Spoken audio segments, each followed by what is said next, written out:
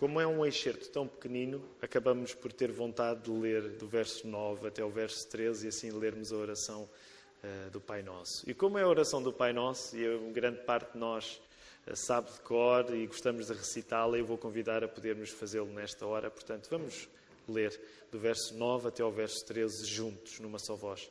Portanto, vós orareis assim: Pai nosso que estás nos céus, santificado seja o teu nome, venha o teu reino, seja feita a tua vontade, assim na terra como no céu. O pão nosso de cada dia dá-nos hoje e perdoa as nossas dívidas, assim como nós perdoamos aos nossos devedores.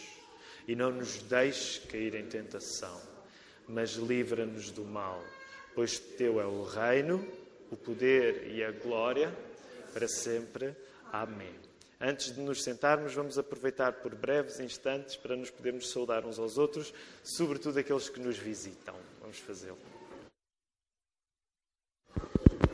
De lembrar aquilo que o pastor Marco também já mencionou esta manhã. Se está connosco, tem a oportunidade de poder escrever um motivo de oração que tenha nesses pequenos papéis que tem à sua frente, mas que também gostaríamos de sublinhar uma coisa, que é, se há algum motivo de oração especial que tem e que carrega de alguma maneira no seu coração esta manhã, não vá embora sem que possamos orar por si ainda hoje.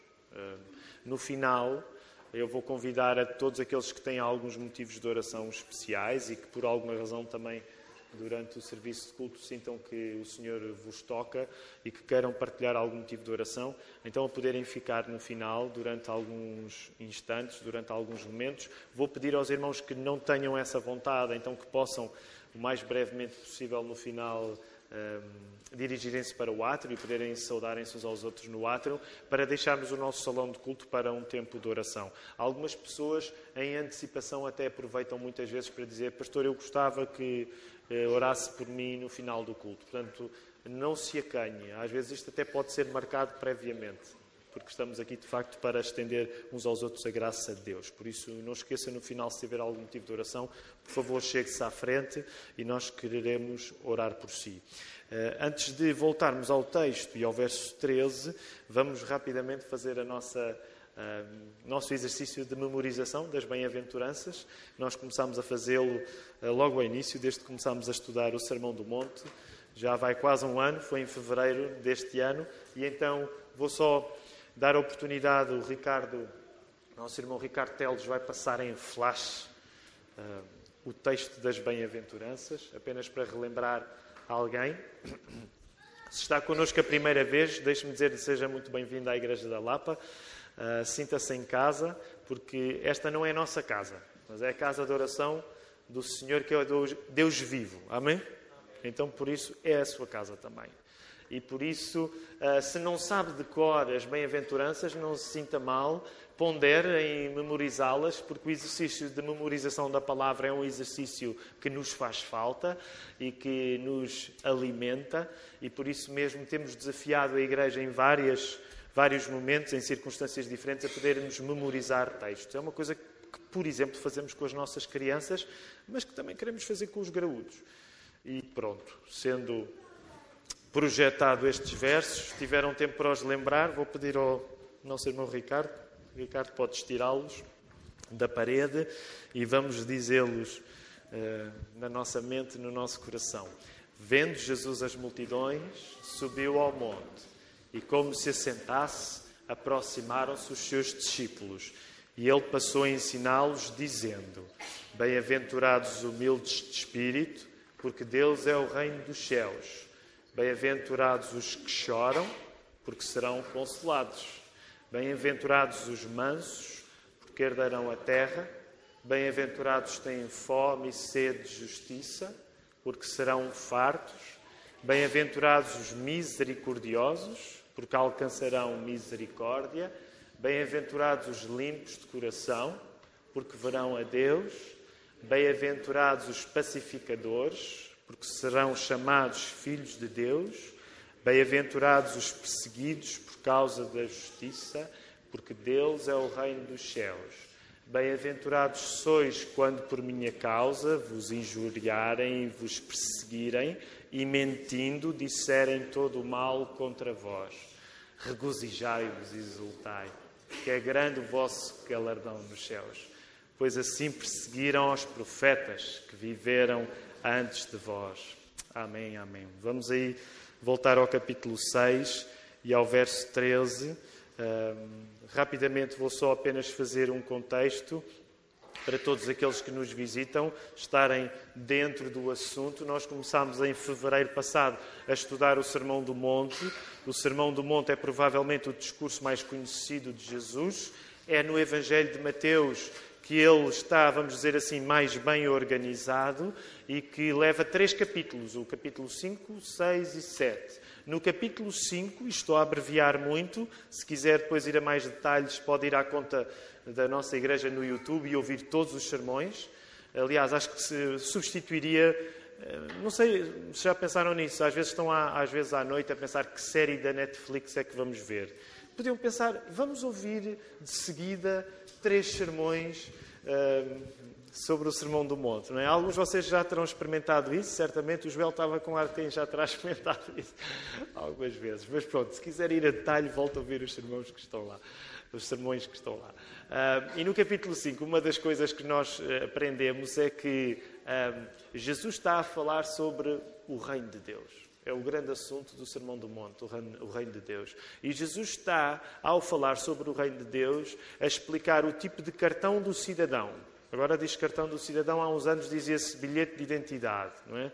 O tipo de cartão do cidadão do Reino de Deus. E por isso o capítulo 5 é fundamentalmente uma apresentação do caráter, da personalidade da pessoa que vai herdar o Reino de Deus. Por isso mesmo agora, quando nós recitávamos as bem-aventuranças, temos logo características. E uma das coisas que reconhecemos, à medida que íamos lendo o capítulo 5 de Mateus, é que essas características são características que não nos são naturais, não nos são fáceis. Como vimos nas bem-aventuranças, não é fácil chorar, não é fácil ser manso, não é fácil ser humilde de espírito, não é fácil ser misericordioso, não é fácil ser limpo de coração, não é fácil ser pacificador, não é fácil ser perseguido por causa da justiça. Todas estas coisas são difíceis e elas vão sendo adicionadas ao longo do capítulo 5 com outras coisas igualmente difíceis. Mas nós sabemos, porque Jesus nos diz, e Jesus não falha naquilo que diz, que a capacidade que nós temos para pertencermos ao Reino de Deus não depende das nossas características, graças a Deus por isso, mas depende das características do próprio Rei. E o Rei é Jesus. E Jesus chama pessoas para o seu reino, dizendo-lhes, a capacidade que tu tens de fazer parte do reino não é tua, mas é minha que dou. Depois, quando chega ao capítulo 6, há como que um teste feito a estas características, estas características da personalidade do futuro cidadão do Reino de Deus. E o teste passa sobretudo por 3 áreas, que eram 3 áreas muito importantes para os judeus. O judeu sabia que uma pessoa acreditava em Deus quando essa pessoa cuidava dos pobres, quando essa pessoa tinha hábitos de oração e quando essa pessoa jejuava. Eram 3 das disciplinas fundamentais de alguém que tinha fé em Deus. E Jesus vai pegar nessas 3 características fundamentais de alguém que tinha fé em Deus e vai dizer que nós não devemos largar essas práticas, mas cuidado. Não devemos fazer dessas práticas um espetáculo em que a fé se torna um argumento para nós nos evidenciarmos e para que as pessoas olhem para nós em vez de olharem para Deus.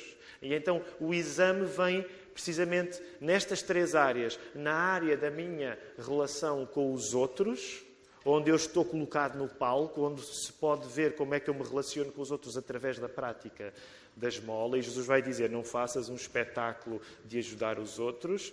Queres ajudar os outros? Ajuda sem que ninguém saiba.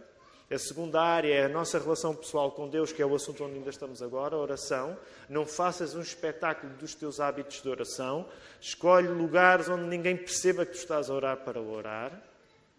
Não faças um show de seres uma pessoa aparentemente espiritual. E é agora que nós estamos a dar esta parte da oração. E mais tarde virá a questão do jejum, que é a nossa relação connosco próprios. E Jesus depois também vai falar sobre o jejum. Para, no final do capítulo 6, terminar a falar num tema que atravessa todas estas questões. A nossa relação uns com os outros, quando estamos no palco, a nossa relação com Deus, quando estamos no nosso coração em oração com o Pai, e a nossa relação connosco próprios nos bastidores. E o assunto que atravessa estas três áreas é o assunto da nossa satisfação em Deus. Quando nós somos pessoas com hábitos religiosos, nós somos pessoas com hábitos religiosos porque estamos a querer projetar uma imagem de nós próprios ou porque realmente temos alegria no nosso Senhor. E Jesus depois vai expandir isto no final do capítulo. E basicamente, o lugar onde estamos agora é um lugar onde Jesus está a falar sobre oração, e Jesus é um professor com métodos às vezes métodos surpreendentes. Ele às vezes começa por dizer, olha, vocês não devem orar assim. E ele começou por dizer, vocês não devem orar assim. Se vocês recuarem um pouco, no verso 5 do capítulo 6 de Mateus, Jesus vai dizer a maneira como não se deve orar, para depois começar a falar acerca da maneira como se deve orar. E quando Jesus chega à maneira como se deve orar, nós temos a oração modelo que gostamos de orar. Deixem-me dizer-vos, este hábito que eu tenho de orar várias vezes a oração do Pai Nosso, vocês não têm de ter. Nós, de facto, como cristãos evangélicos, em comparação, por exemplo, com o facto de estarmos numa cultura de maioria católica romana, onde a repetição é muito importante, nós provavelmente, em comparação com os hábitos católicos romanos, nós não usamos tanto orações repetidas.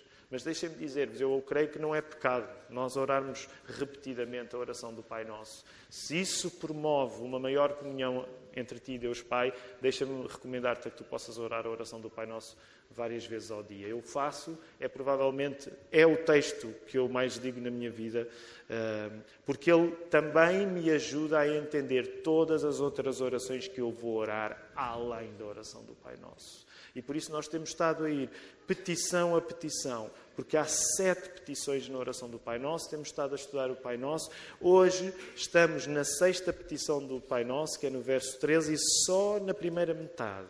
Não nos deixes cair em tentação. E o meu plano para esta 6ª petição da oração do Pai Nosso é dividir esta 6ª petição em 2 sermões. Então o sermão de hoje quer explorar a exposição à tentação como um reconhecimento que Deus nos ama como Pai. É este o meu objetivo nesta manhã. Quero explorar esta 6ª petição da oração do Pai Nosso para que nós possamos reconhecer que Deus nos ama como Pai. Portanto, Deus expõe-nos à possibilidade de nós sermos tentados também para nos ensinar que Ele nos ama como Pai. E alguém pode dizer, Deus podia ter escolhido uma maneira mais fácil para nos provar que nos ama como Pai, mas é sobre isto que vamos falar. Para a semana vamos falar, se Deus quiser,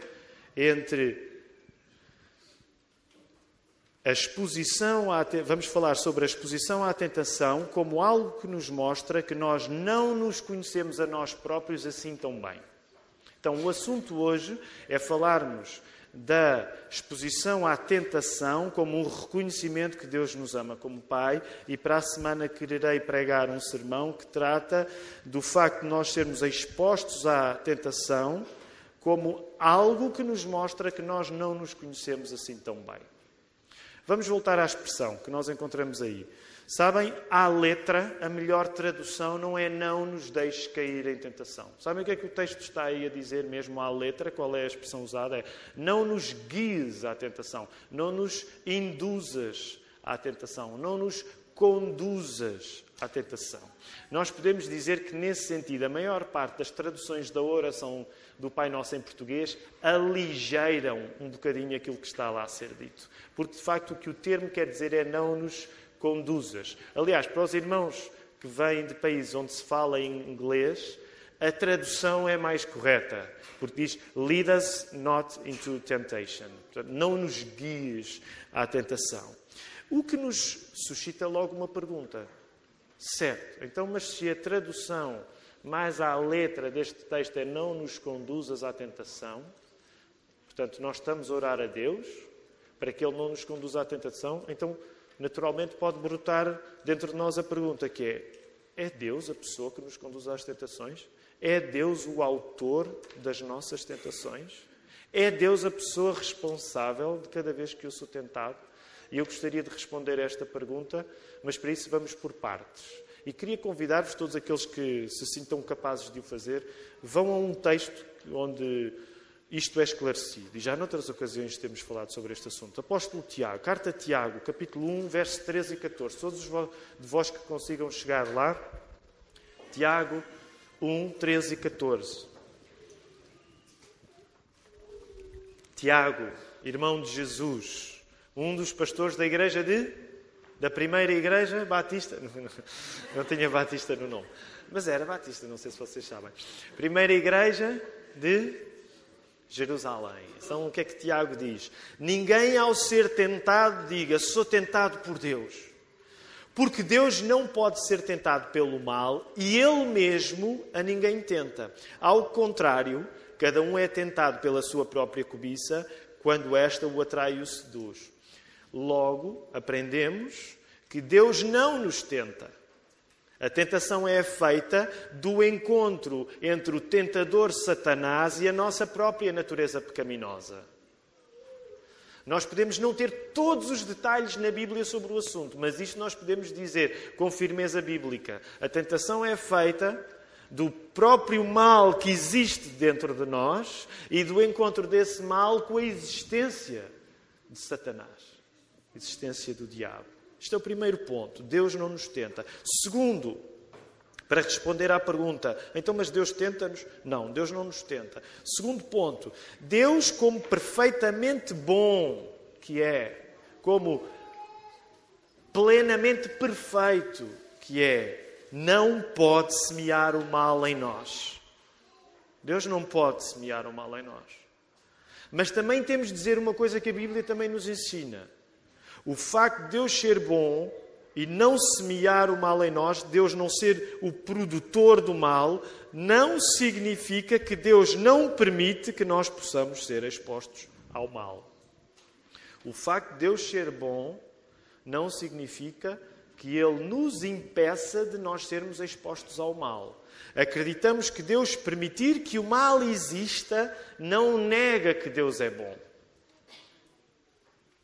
Acreditamos que Deus permitir que o mal exista não nega que Deus é bom. E sabem, nesta altura eu uso sempre uma frase de Agostinho. Os irmãos já me ouviram a dizer isso algumas vezes. É a frase que eu uso em todas as circunstâncias quando as pessoas trazem o problema da teodiceia.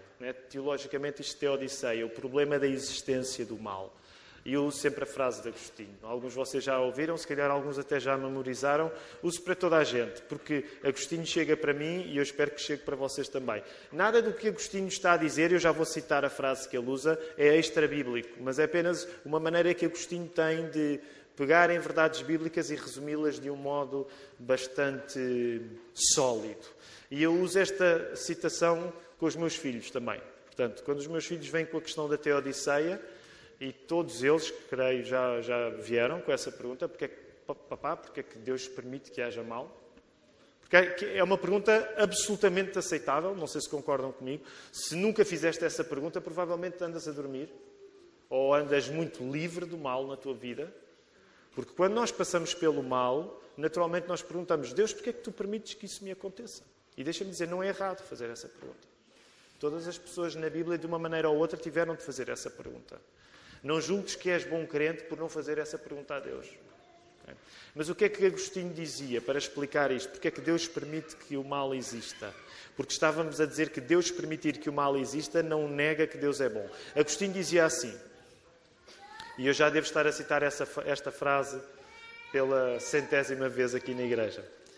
Está mais de acordo com a natureza de Deus tirar bem da existência do mal do que não permitir que o mal exista. Vou voltar a repetir.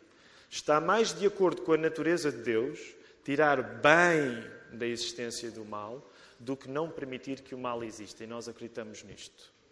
Eu não estou a dizer que isto é fácil de explicar, não estou a dizer que isto é fácil de aceitar, mas nós acreditamos nisto. Deus não é o autor do mal, mas a sua bondade também se vê pelo facto de Ele permitir que o mal possa existir, não sendo Ele o autor do mal.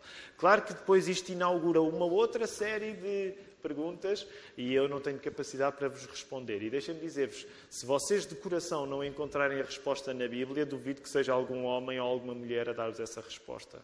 E também vos quero dizer uma coisa, ser cristão não significa que a pessoa encontra todas as respostas na Bíblia, porque há respostas que a Bíblia não preocupa em nos dar. Não se preocupa em nos dar. Portanto, ser cristão não significa ter respostas para tudo.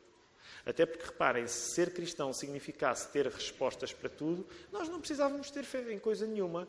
Nós retirávamos as respostas todas, ficávamos satisfeitos e não precisávamos de confiar.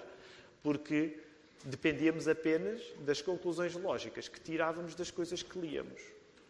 Agora, é óbvio que quando nós lemos a Bíblia, Deus usa os nossos neurónios através do Espírito Santo para que nós retiremos respostas da Bíblia. Mas isso não significa que a Bíblia dê respostas a tudo.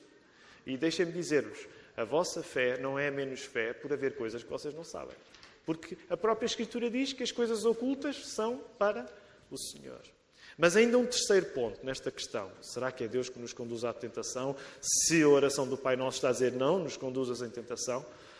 E um terceiro ponto que eu ainda quero acrescentar acerca deste assunto. Se nós tivermos em conta que Jesus começou o seu ministério sendo batizado aos 30 anos e nesse batismo foi ungido pelo Espírito Santo, para logo de seguida ser encaminhado para o deserto, onde após um jejum de 40 dias foi tentado por Satanás, se nós tivermos todas estas coisas em conta, nós podemos concluir que vida que é vida a sério, na perspectiva da Bíblia, implica sermos expostos à tentação, a um convite para que façamos alguma coisa má a partir dos nossos desejos e sejamos capazes de resistir pelo poder de Deus. Vou voltar a repetir esta última frase. Vida, que é vida a sério, segundo a perspectiva das Escrituras, da Bíblia, implica que tu és exposto à tentação, a um convite para que tu possas fazer alguma coisa má a partir dos teus desejos e seres capaz de resistir pelo poder de Deus. A realidade desejável, como é apresentada nas Escrituras, é, havendo a possibilidade de tu errares, fazeres a coisa certa porque confiaste em Deus. A realidade desejável, como apresentada pelas Escrituras, é tu teres a possibilidade de errar e fazeres a coisa certa porque confiaste em Deus. Podemos até ir mais longe e dizer assim: a ênfase da nossa fé cristã, materializada na encarnação do nosso Senhor, não é dizer-te que tão boa que a vida seria se tu não tivesses tentações, mas a ênfase da nossa fé cristã, materializada, provada na vida do Senhor Jesus, é dizer-te que é bom tu seres tentado e, confiando em Deus, resistires. A ênfase da Bíblia não está que bom seria que eu não fosse tentado. A ênfase da Bíblia está que bom é ser tentado e resistir por confiar em Deus. Mas por que razão não criou Deus um mundo em que o pecado e o mal pura e simplesmente não existissem? Não é? Eu não sei responder a isto. Mas não sabendo responder a isto, deixa-me dizer, eu acho que a razão por que Deus permite que o mal exista está relacionada com a questão do amor. Com a questão do amor. Deus prova-nos melhor que nos ama quando coisas más podem acontecer e ainda assim o resultado é bom porque nós confiamos nele.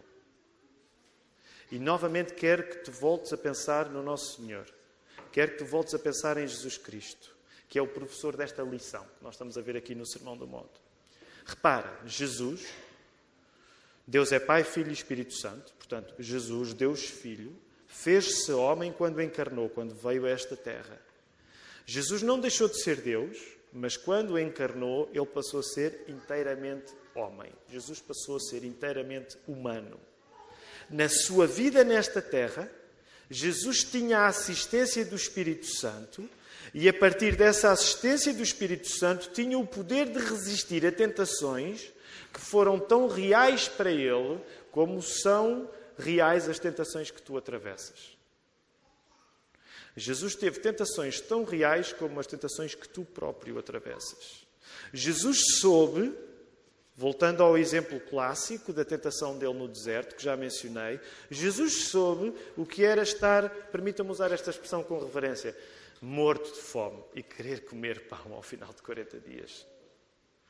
Jesus soube o que era ter fome. Já uma vez fizeste um jejum de 40 dias? Portanto, acho que ninguém se vai comparar com Jesus. A fome de Jesus era natural e sobrenatural. Não é? Porque ele era homem e era Deus. Portanto, tinha uma fome mesmo séria. Portanto, ele sabia o que era, no final de 40 dias de jejum, ter alguém a dar-lhe a hipótese de comer e ele estar deserto para comer. Ele estar mesmo com vontade de comer.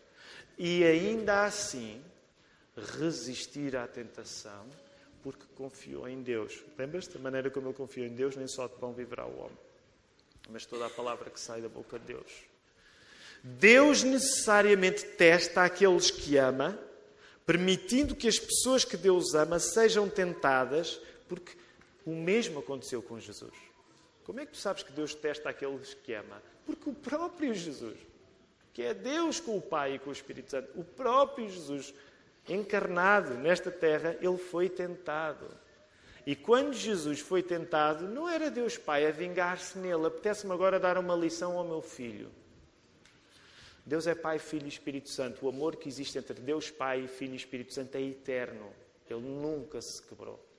Nunca se quebrou. Deus Pai nunca deixou de amar Deus Filho através do Espírito Santo. Agora pensa nisso. Na hora em que Jesus estava a passar por aquela tentação em que Satanás lhe aparece, Deus não estava a deixar de amar Jesus. Estás a perceber para onde é que eu quero ir? Na hora em que Jesus passava por uma tentação terrível, onde tem fome para comer, onde o diabo lhe aparece e lhe promete coisas boas, Deus Pai não estava a deixar de amar Deus Filho. Parte da bondade de Deus, ainda que nós possamos não conseguir explicar totalmente e completamente esta bondade de Deus, mas parte da bondade de Deus passa por dar liberdade àqueles que ama, para que eles tenham a possibilidade de não fazer o que Deus quer. Vou voltar a repetir isto. Pode parecer esquisito de ouvir, mas parte da bondade de Deus contigo é Ele dar-te a liberdade para tu poderes fazer aquilo que Deus não quer que tu faças. Assim foi como Jesus e assim é connosco. Jesus, quando foi tentado, ele tinha a liberdade de pecar. E não pecou. Sabem que nós às vezes continuamos a projetar Jesus como uma espécie de robô divino. Jesus era Deus, logo. O pastor Tiago Oliveira há um ano pregou-nos acerca disto. Se Deus quiser, ele estará connosco dentro de 2 semanas. Mas há um ano, o pastor Tiago Oliveira pregou sobre isto algumas vezes. Nós às vezes projetamos Jesus como um robô divino. E Jesus foi tentado. Significa que ele tinha a capacidade de pecar. Mas não pecou. Porque para ser homem, para seres homem a sério, para seres mulher a sério, tu tens a capacidade de pecar. Agora repara o que eu não estou a dizer. Eu não estou a dizer que Jesus alguma vez pecou. Mas Jesus tinha a capacidade de poder pecar. Por isso é que, pelo facto de ele não ter pecado, isso inaugura uma coisa nova na nossa vida. Aquilo que impediu Jesus de pecar, sendo inteiramente humano, foi a assistência do Espírito Santo. E quando tu acreditas em Jesus, se tu acreditas em Jesus, tu acreditas que quando te arrependeste dos teus pecados, o Espírito Santo te foi dado. Isso significa que tu tens o mesmo poder para não pecar que Jesus teve. Mas Jesus era Deus. Não venhas com o Jesus era Deus. Jesus era Deus, mas ele foi tão homem como tu és.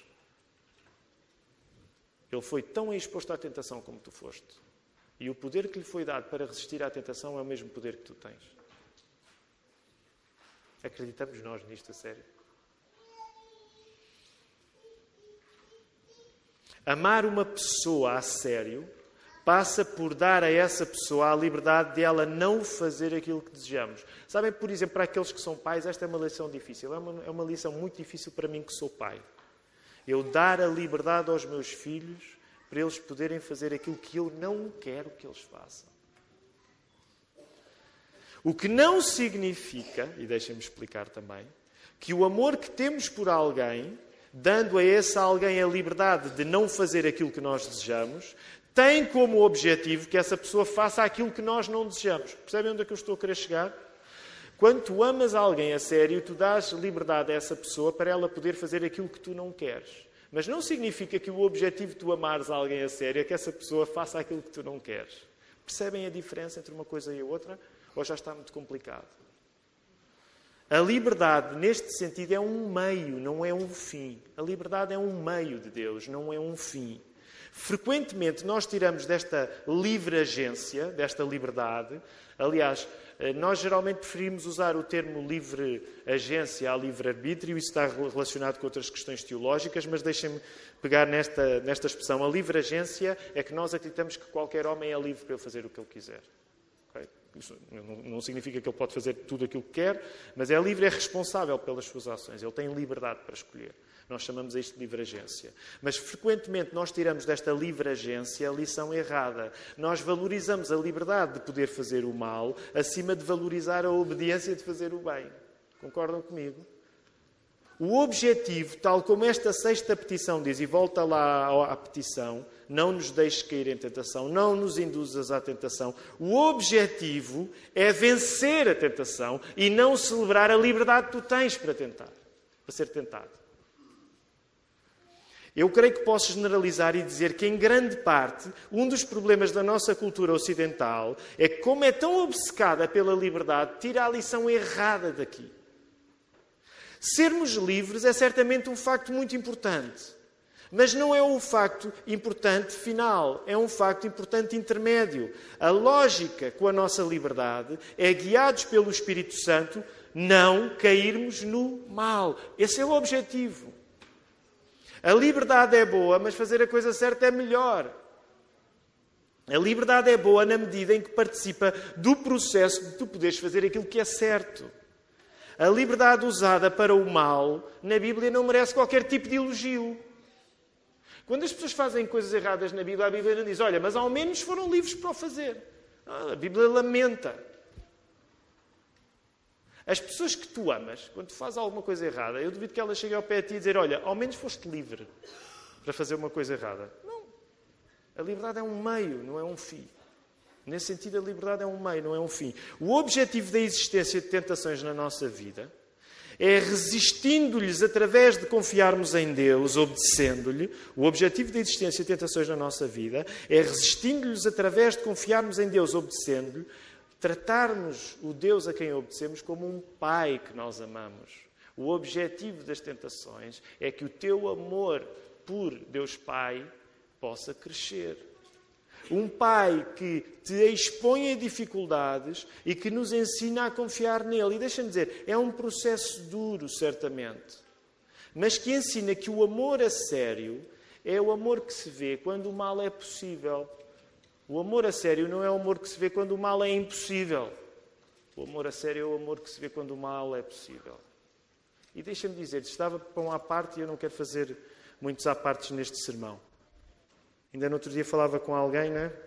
Alguns de nós estamos a ler alguns autores que dizem coisas que agora são vistas como coisas novas. Né? Então há um escritor que alguns de nós agora estamos a ler. Eu nem vou dizer o nome dele porque ele agora está tão na moda que eu não quero poluir este sermão com o facto desse autor estar tão na moda. Mas uma das coisas muito verdadeiras que ele diz é a vida é dura. E dá vontade de dizer, isso é o que qualquer cristão deveria saber. E porquê é que nós cristãos às vezes estamos tão infantilizados e vivemos como se a vida não fosse difícil? A vida é difícil. A vida é difícil. Se Jesus teve de morrer numa cruz, tu estás à espera que a vida seja fácil? Desculpa-me a expressão, por alma de quem é que a vida vai ser fácil? Por alma de quem é que tu te vais comportar de uma maneira que a vida seja fácil? A vida não é fácil, a vida é dura. Tu vais aprender que Deus te ama através de um processo absolutamente difícil na tua vida, que é passares por tentações e confiares em Deus. Isso é fácil. Isso é terrível. Na tua vida, quantas vezes tu e eu já não caímos em tentações? E em vez de usarmos a tentação para o bem, que era confiarmos em Deus, não confiamos em Deus. A vida é dura. Mas Deus está connosco. Acreditas que Deus está contigo quando a vida é dura? Deus está contigo. Acreditas nisso? Jesus acreditava. Mas Jesus era... Não venhas com a conversa que Jesus era Deus. Quando Jesus foi tentado, ele estava... Permita uma expressão. Eu não quero ser irreverente no modo como digo isto. Jesus esteve tão à rasca como tu estás à rasca quando tu és tentado. E Deus deu-lhe o poder de resistir e ele resistiu. Porque confiou em Deus. Tu podes fazer da mesma maneira que Jesus fez. Tu podes confiar em Deus. Logo, saca esta lição fundamental. Ao pensares em tentações, nunca percas de vista o amor que Deus te tem e amor que tu vais aprender quando passas pelas tentações. Pode parecer contraintuitivo.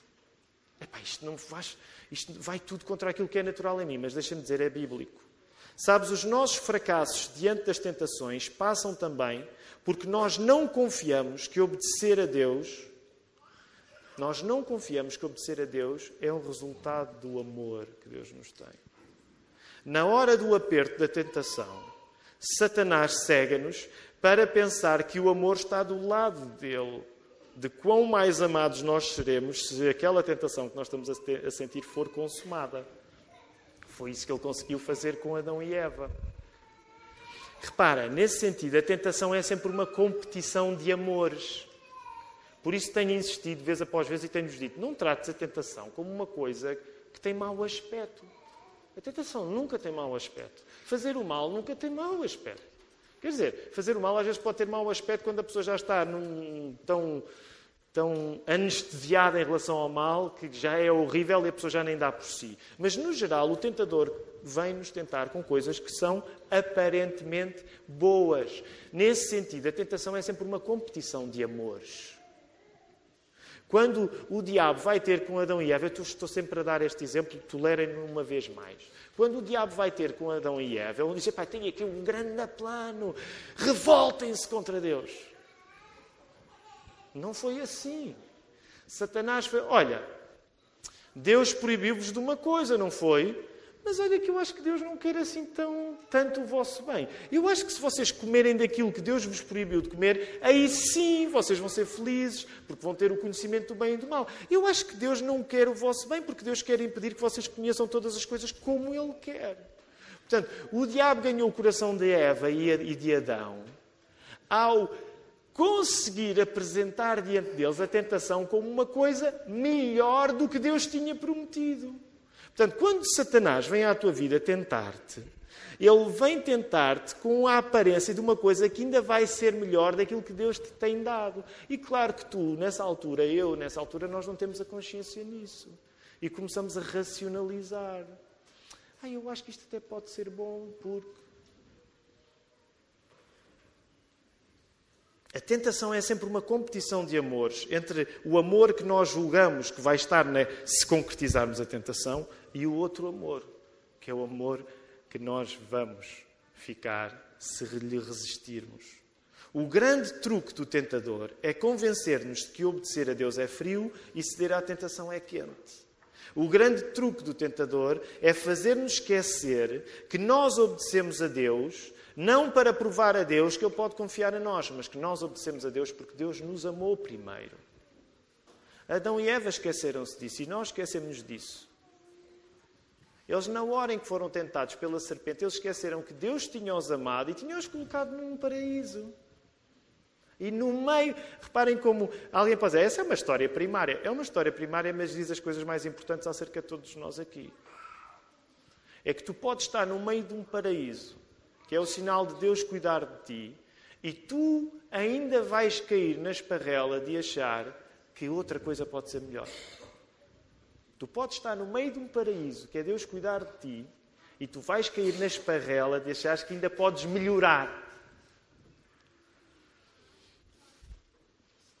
Por isso, o grande truque do diabo é fazer-nos esquecer que nós obedecemos a Deus porque Deus nos amou. Naquela altura em que Eva e Adão caíram, eles esqueceram, espera aí, eu estou a colocar em causa a palavra do Deus que me criou e que me colocou no meio deste paraíso.